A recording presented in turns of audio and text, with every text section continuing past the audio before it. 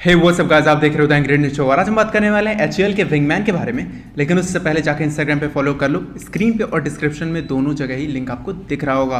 तो बात कर लेते हैं एचएएल के विंगमैन के बारे में। सबसे पहले बात करेंगे इसका कॉन्सेप्ट आया कहाँ से है। इसका कॉन्सेप्ट आया है बोइंग की तरफ से बनाए जाने वाले यूनाइटेड स्टेट्स एयरफोर्स के लिए विंगमैन ड्रोन। और अब विंगमैन का मतलब समझ लेते हैं। विंगमैन एक तरीके का ड्रोन है जो कि स्वॉर्म फॉर्मेशन में चलता है। स्वॉर्म का मतलब होता है एक झुंड, मतलब ये जो ड्रोन होंगे वो झुंड में ही चलेंगे। और इस ड्रोन की जो मेन फंक्शन है, ये मेन फंक्शन इसके लिए है, ये एयरक्राफ्ट्स के साथ उसके प्रोटेक्शन के लिए चलने वाला है। मतलब आप कह सकते हो ये एमका के साथ चलेगा, जैगुआर मैक्स के साथ चलेगा और हमारे सुखोई 30 MKI के साथ भी चलेगा। तो अब बात करते हैं कि इसके टेक्निकल फीचर्स के बारे में। सबसे पहले बात करेंगे इसके इंजन के बारे में। तो ये जो इंजन है ये यूज़ करेगा PTAE 7E small gas turbine engine, जो कि HAL के द्वारा बनाया गया है। और HAL ही इस ड्रोन को बना रही है एक प्राइवेट कंपनी के साथ मिलकर। तो ये जो इंजन है ये 75 kg का होगा और ये जो है 3.73 किलो न्यूटन का थ्रस्ट जनरेट कर सकता है। ये सबसोनिक स्पीड तक चल सकता है, मतलब सबसोनिक स्पीड तक क्रूज कर सकता है, जो कि एक मिसाइल के बराबर होती है।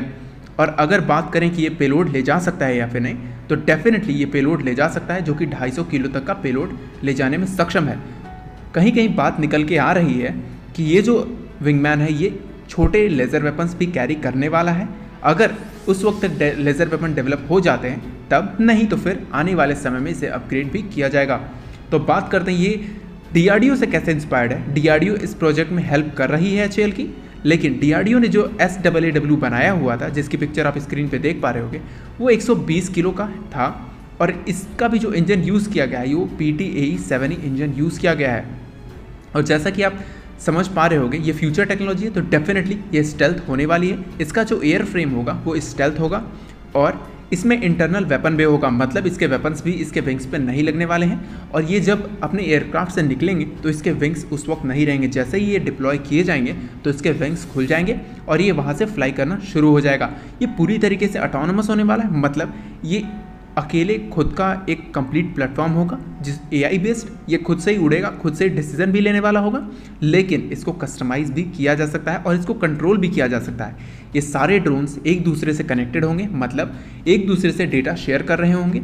इसमें कौन सा रडार यूज़ किया जाने वाला है, तो रडार के बारे में कोई इन्फॉर्मेशन अभी नहीं आई है। पर हाँ, एक चीज़ ज़रूर बताई गई है कि ये 10 से 15 टारगेट को डिटेक्ट करने में और 5 से 6 टारगेट को इंगेज करने में सक्षम होगा, मतलब 5 से 6 टारगेट पे अटैक करने में बिल्कुल सक्षम होगा। तो अगर ये फ्यूचर टेक्नोलॉजी है तो इसके लिए फ्यूचर डिफेंस सिस्टम भी बन रहा होगा।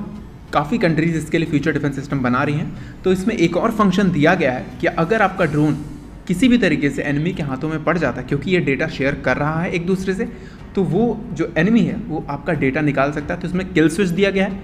ये खुद को एक सुसाइड बॉम्ब की तरह यूज़ भी कर सकता है, जैसे कि इजराइल से आया हुआ ड्रोन यूज़ करता है, मतलब खुद को सुसाइड बॉम्ब की तरह। और उसके बाद ये खुद में से डेटा को भी निकाल सकता है और एक दूसरे जितने भी ड्रोन से वो कनेक्टेड है वो अपने आप को खुद उनसे अलग भी कर सकता है। इसमें एंटी रेडिएशन मिसाइल्स दी जाएंगी और जैमर टेक्नोलॉजी से लैस कई सारे पॉड्स भी लगाए जाएंगे, मतलब इसके एयर फ्रेम में ही वो पॉड्स रहेंगे जो कि हिडन रहेंगे और ये स्टेल्थ कोटिंग के अंदर रहेंगे, जो कि रडार के पकड़ में भी नहीं आएंगे। अब बात कर लेते हैं कि ये कैसे यूज़फुल होने वाला है हमारे आने वाले फ्यूचर जनरेशन के वॉरफेयर या फिर बैटलफील्ड को लेके। तो आप इसको इस तरीके से समझ सकते हो, अगर हमारा एमका है 2030 से पहले अगर ये ड्रोन आता है तो हमारे एमका में ज़रूर लगेगा। तो अगर हमारा एमका किसी मिशन पे जा रहा है, अगर वो राजस्थान की तरफ जा रहा है, तो हमारे कुछ ड्रोन्स को भेजा जा सकता है कि पाकिस्तान के एयर डिफेंस सिस्टम्स को चेक करके आए कि कहाँ पे वो एयर डिफेंस सिस्टम्स है, या फिर चाइना की तरफ भेज रहे हैं तो चाइना के एयर डिफेंस सिस्टम्स को चेक करके आ जाए कि कहाँ पे उसके एयर डिफेंस सिस्टम से लगे हैं। तो उससे हमारे एयरक्राफ्ट को जो प्रॉब्लम है वो नहीं होने वाली है और हमारे पायलट भी उस चीज़ से सुरक्षित रहेंगे। और जब ये ड्रोन वापस आ जाएगा तो इसमें सारी इन्फॉर्मेशन रहेगी जो कि पायलट रीड कर सकता है और वो इन्फॉर्मेशन पायलट को तुरंत ही मिलती रहेगी जैसे ही वो ड्रोन उस एरिया में पहुँचता है। तो अब बात कर लेते हैं कि इस ड्रोन में कितना खर्च किया जा रहा है। अभी तक $500 मिलियन इस पर लगा दिए गए हैं HAL के द्वारा और ये अभी इनिशियल स्टेज से बढ़ चुका है आगे, और आपको आने वाले 1 से 1.5 साल में ये ड्रोन आपको फ्लाई करता हुआ भी दिख जाएगा, मतलब इसकी टेस्टिंग स्टार्ट कर दी जाएगी। तो अब बात कर लेते हैं इसके साइज़ के बारे में। तो लास्ट ईयर जब डिफेंस एक्सपो में इस चीज़ के बारे में बात हुई थी, तो डिफेंस एक्सपो में ये बताया गया था कि इस ड्रोन में कई सारे साइज़ और वेरिएंट्स में आएंगे ये ड्रोन, मतलब कुछ ड्रोन्स इलेक्ट्रॉनिक वॉरफेयर भी करने में सक्षम होंगे, कुछ मिसाइल अटैक्स करने में सक्षम होंगे और कुछ स्पाई ड्रोन्स होंगे। तो इस ड्रोन में कई सारे साइज़ वाले ड्रोन्स आएंगे, मतलब कुछ छोटे होंगे कुछ बड़े होंगे, और इसी तरीके से ये एक झुंड में फ्लाई करेंगे। बात कर लेते हैं इसके कुछ जनरल कैरेक्टरिस्टिक्स के बारे में। तो जैसा कि अभी फ़िलहाल में इस चीज़ की बताई जा रही है, तो इसकी स्पीड 0.7 से 0.9 मैक के बीच की होने वाली है। रेंज इसकी 800 किलोमीटर की होने वाली है और ये 800 किलोमीटर से बढ़ाई भी जा सकती है। अगर ये एयरक्राफ्ट से यूज़ किया जा रहा है तो ये जो रेंज है ये काफ़ी बढ़ जाएगी। इसकी एंड्योरेंस जो होगी वो ऑलमोस्ट 100 मिनट्स की होगी, जो कि बताई जा रही है 80 to 100, पर ये 100 मिनट मैक्सिमम होगी।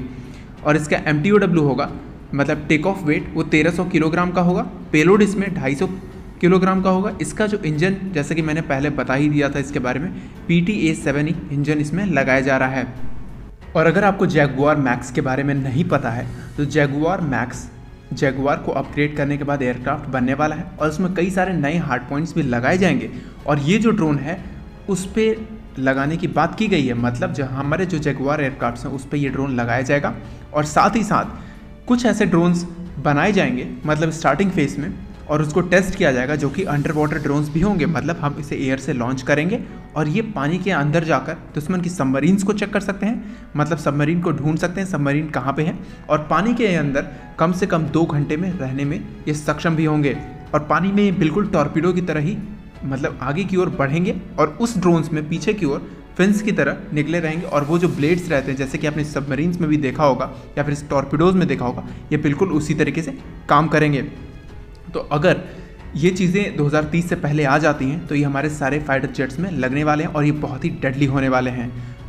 तो आज के वीडियो को इतना ही। आई होप वीडियो पसंद आई होगी। चैनल को ज़रूर सब्सक्राइब कर दें, वीडियो को लाइक कर दें। जय हिंद।